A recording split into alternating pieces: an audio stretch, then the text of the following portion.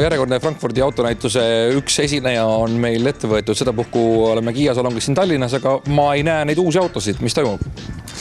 Tõesti, meil kahjuks ei ole veel täna väljapanekus neid ei kumbagi meie sükest uut mudelit, ei uut Sportageit ega Optimat kahjuks kohalikul kliendile näidata. Küll on Optima ja ka Sportagei kliendil juba põhjust tulla uue aasta alguses, nimelt veebruaris salongi masinaga nii proovisõidule kui siis ka lähemalt tutvuma. Ma ütlen ausalt, kriitikud foorumites kiitsid Optima ja selle Sportagei juba seda nüüdseks siis eelmist keret väga palju, ta on ikka seda soliidset joont jätkanud, et see uus Kiia nina esineriks, see on hästi mõjunud.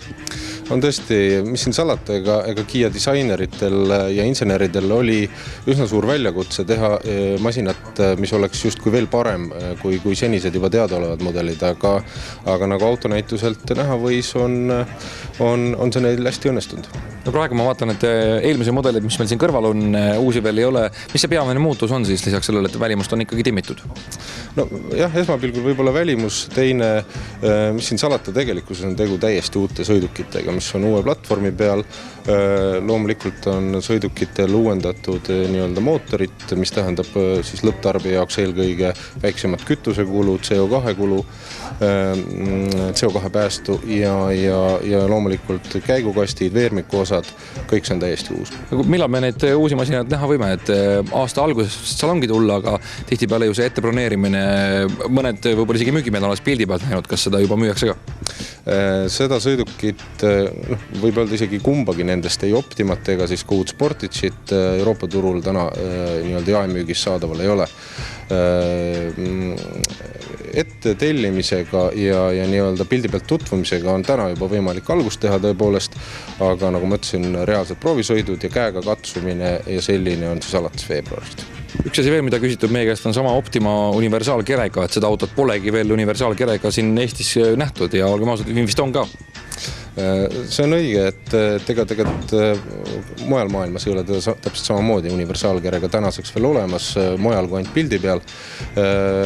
Lõplik disain sõidukile võin tänasega öelda, et on olemas ja selle sõiduki tootmisest ootame masinaid järgmiseks suveks, ehk siis 2016 juuni-juuli võiks olla see aeg, kui reaalselt on auto meil siin salongides ka Eestis olemas.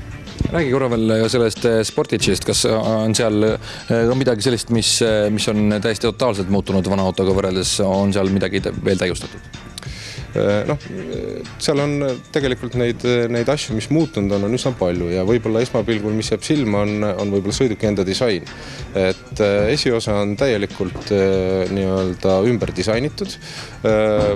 Jäävad sellised põhilised küll tänase Sportageile teada-tuntud jooned, mille järgi on siis võimalik liiklusest tuvastada, et tõesti see on see sõiduk, eks. Loomulikult on täielikult muudetud sisukontseptsiooni, ehk siis mitte ainult me ei räägi armatuuri disainist või tooli enda nagu mugavusest, vaid ka kindlasti kvaliteedist, kus ei ole tehtud ühtegi kompromissi tänase uue Sportageiga.